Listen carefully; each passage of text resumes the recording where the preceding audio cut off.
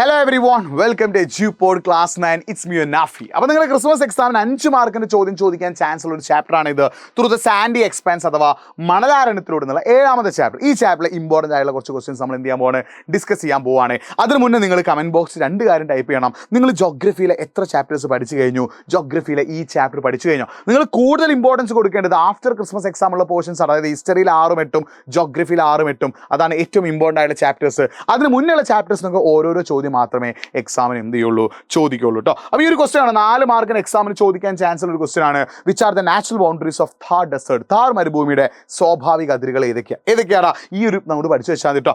North west അഥവാ വടക്ക് പടിഞ്ഞാറ് ഭാഗത്ത് ആരാണ്? സത്ലജ് റിവർ ബേസിൻ അഥവാ സത്ലജ് നദീതടമാണ്. വെസ്റ്റ് അഥവാ പടിഞ്ഞാറ് ഭാഗത്ത് ആരാണ്? ബൗണ്ടറി ഇൻഡസ് ആണ്, ഇൻഡസ് റിവർ, അതായത് സിന്ധു നദിയാണ്. ഈസ്റ്റ് അഥവാ കിഴക്ക് ഭാഗത്ത് ആരാണ്? ആരവല്ലി മൗണ്ടെയിൻസ് ആണ്. സൗത്ത് അഥവാ തെക്ക് ഭാഗത്ത് ആരാണ്? റാൻ ഓഫ് കച്ച് ആട്ടോ. അപ്പോൾ ഇത് നിങ്ങൾ എന്ത് ചെയ്യുക, അങ്ങോട്ടേക്ക് പഠിച്ചു വെക്കാം. ഇനി അടുത്ത ക്വസ്റ്റ്യൻ എന്താണ്? Explain the features of Thar desert. 3 മാർക്കിന് എക്സാം ചോദിച്ചാൽ 3 പോയിന്റ് എഴുതിയാൽ കേട്ടോ. താർ മരുഭൂമിയുടെ സവിശേഷതകൾ എഴുതാനാണ്. 3 മാർക്ക് വെച്ച് എഴുതേണ്ട പോയിന്റുകൾ പിടിച്ചു വെച്ചോ. ഒന്നാമത്തെ എന്താ? The Thar desert is an expansive arid region located in the north western part of Indian subcontinent. Indian ഉപഭൂഖണ്ഡത്തിന്റെ വടക്ക് പടിഞ്ഞാറ് ഭാഗത്തായി സ്ഥിതി ചെയ്യുന്ന ഭൂപ്രദേശമാണെന്ത്? താർ മരുഭൂമി. Total area 2 lakh square kilometre, 2 ലക്ഷം ചതുരശ്ര കിലോമീറ്റർ ആണെങ്കിലും 1.25 ലക്ഷം ചതുരശ്ര കിലോമീറ്റർ മാത്രമേ എവിടെയുള്ളൂ? ഇന്ത്യയിലുള്ളൂ. ബാക്കി പാകിസ്ഥാനാണ്. ഇന്ത്യയിലുള്ളത് തന്നെ 2/3 എവിടെയാണ്? രാജസ്ഥാനാണ്. രാജസ്ഥാൻ പറഞ്ഞാൽ ഹരിയാന, പഞ്ചാബ്, ഗുജറാത്ത് ഈ സംസ്ഥാനത്ത് കൂടി എന്ത് ചെയ്യുന്നുണ്ട്? താർ ഡെസേർട്ട് ഉണ്ട്. അപ്പോൾ ഈ ഒരു പോയിന്റ് അങ്ങോട്ടേക്ക് എന്ത് ചെയ്യുക, പഠിച്ച് വെക്കാം.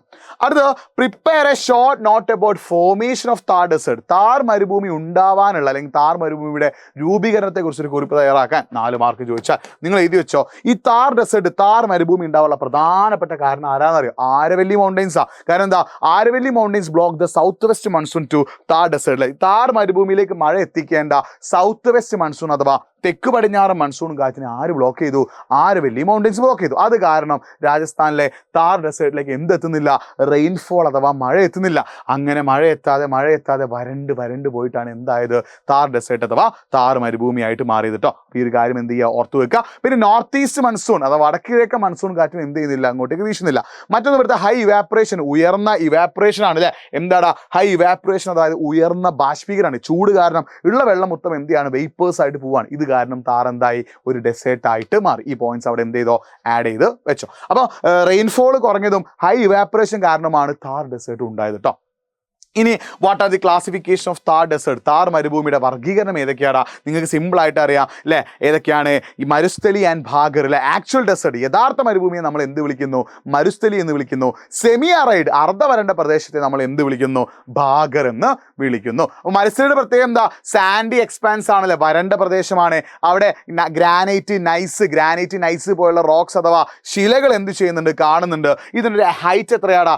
200 to 250 മീറ്റർ ആണല്ലേ. ഈ ഒരു നമ്മുടെ മരുസ്ഥലിയുടെ ഹൈറ്റ് എത്രയാ? 200 മുതൽ 250 മീറ്റർ വരെയാണുള്ള ഒരു കാര്യം ഓർത്തു വെക്കുക. ഇനി ഈ മരുസ്ഥലിയുടെ വെസ്റ്റേൺ സൈഡ്, മരുസ്ഥലിയുടെ പടിഞ്ഞാറ് ഭാഗത്ത് എന്തുണ്ട്? സാൻഡ് ഡ്യൂൺസ് അഥവാ മണൽ കൂനകളുണ്ട്. ആ സാൻഡ് ഡ്യൂൺസിനെ വിളിക്കുന്ന പേരാണ് എന്ത്? ദ്രിയാൻ. എന്താണ് വിളിക്കുക? ദ്രിയാൻ. വെസ്റ്റേൺ സൈഡ് അഥവാ പടിഞ്ഞാറ് ഭാഗത്ത് എന്തുണ്ട്? സാൻഡ് ഡ്യൂൺസ് അഥവാ മണൽ കൂനകളുണ്ട്. അതിനെ വിളിക്കുന്ന പേരാണ് എന്ത്? ദ്രിയാൻ എന്ന് വിളിക്കും കേട്ടോ. ഇനി ബാഗർ എന്ന് പറഞ്ഞാൽ എന്താ? സെമി അറൈഡ് റീജിയൻ, അർദ്ധവരണ്ട പ്രദേശം. ഇവിടെ എന്തുണ്ട്? കൾട്ടിവേഷൻ അഥവാ കൃഷിയുണ്ട്. ഈ ബാഗറിൽ കൃഷി ചെയ്യുന്ന സ്ഥലങ്ങളെ വിളിക്കുന്ന പേരാണ് എന്ത്?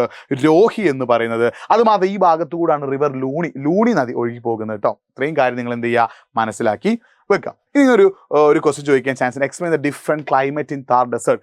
താർ മരുഭൂമിയിലെ വ്യത്യസ്ത കാലാവസ്ഥകൾ വിശദീകരിക്കാനാണ്. അപ്പോൾ ഈ ഡിഫറെന്റ് ക്ലൈമറ്റ് ചോദിച്ചാൽ നിങ്ങൾ ശ്രദ്ധിക്കണം, ഈ ഒരു മാർച്ച് മുതൽ മെയ് അല്ലെങ്കിൽ ജൂൺ വരെയുള്ളത് ഏത് സീസണാണ്? സമ്മർ സീസണാണല്ലോ. ഈ സമയത്ത് എന്ത് ചെയ്യും? എക്സ്ട്രീം ഹോട്ട്നെസ്, നല്ല ചൂടാണ്. 40 to 45, 50, 55 ഡിഗ്രി വരെയൊക്കെ എന്ത് ചെയ്യും? ചില മാസങ്ങളിൽ ചൂട് പോകും. ഈ സമയത്ത് സമ്മർ സീസൺ ചോദിച്ചാൽ നിങ്ങൾ അവിടെ എന്ത് എഴുതണം? ലൂ എന്ന് പറഞ്ഞ വിൻഡ്. ഈ സമയത്ത് നമ്മുടെ താർ ഡെസേർട്ടിൽ നിന്ന് ഒറിജിനേറ്റ് ചെയ്തിട്ട് നോർത്ത് ഇന്ത്യയിലേക്ക് ബ്ലോ ചെയ്യുന്ന ഒരു വിൻഡാണ് ഏത് വിൻഡ്? ലൂ എന്ന് പറഞ്ഞിട്ടോ. ഈ വിൻഡിൻ്റെ പേര് നിങ്ങൾ എന്ത് ചെയ്യണം? സമ്മർ സീസൺ ചോദിച്ചാൽ എഴുതണം. ഇനി മൺസൂൺ സീസൺ എന്താ? വെരി സ്കേഴ്സ് ഇയർ, വളരെ കുറച്ച് മാത്രമായി ലഭിക്കുന്ന ഒരു കാലഘട്ടമാണ് എന്ത്? മൺസൂൺ സീസണുകളുടെ കാരണം എന്താ? ആരവല്ലി മൗണ്ടെയിൻസ് ബ്ലോക്ക് ചെയ്യുന്നത് കാരണം കേരളത്തിലൊക്കെ ഒരു ദിവസം ലഭിക്കുന്ന മഴയാണ് രാജസ്ഥാനിലൊക്കെ ആകെ മൊത്തം ലഭിക്കട്ടെ. ആ ഒരു കാര്യം കൂടി എന്ത് ചെയ്യുക, മനസ്സിലാക്കി വെക്കുക. വിന്റർ സീസൺ വളരെ ഇമ്പോർട്ടൻ്റ് ആണ്. നിങ്ങൾ ശ്രദ്ധിക്കുന്ന കാര്യം എന്താ? അതായത് ഡിസംബർ മുതൽ ഒരു ഫെബ്രുവരി വരെയാണ് വിന്റർ സീസൺ അഥവാ ശൈത്യകാലം ഉണ്ടാവുക. ഈ സമയത്ത് എന്ത് ചെയ്യും, നൈറ്റ് ടെമ്പറേച്ചർ നന്നായിട്ട് കുറയും. ഒരു 5 to 10 ഡിഗ്രി സെൽഷ്യസ് ആവും night temperature. Day temperature 20 to 25 degree സെൽഷ്യസുമായിട്ട് കുറയും. വിന്റർ സീസൺ പെക്യുലാരിറ്റി എന്തൊക്കെയാണ്? ക്ലിയർ സ്കൈസ്, തെളിഞ്ഞ ആകാശമുണ്ട്.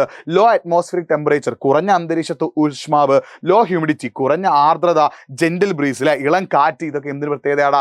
വിന്റർ സീസൺ അഥവാ ശൈത്യകാലത്തിന് പ്രത്യേകതയാണ്. പഠിച്ചു വെച്ചോ, എഴുതിക്കോ. ചിലപ്പോൾ എന്ത് ചെയ്തേക്കാം, എക്സാമിന് ചോദിച്ചേക്കാം. ഒരു ഹോംവർക്ക് തരാണ്. What do you mean by desert? Which are the classification of desert? എന്താണ് മരുഭൂമികൾ?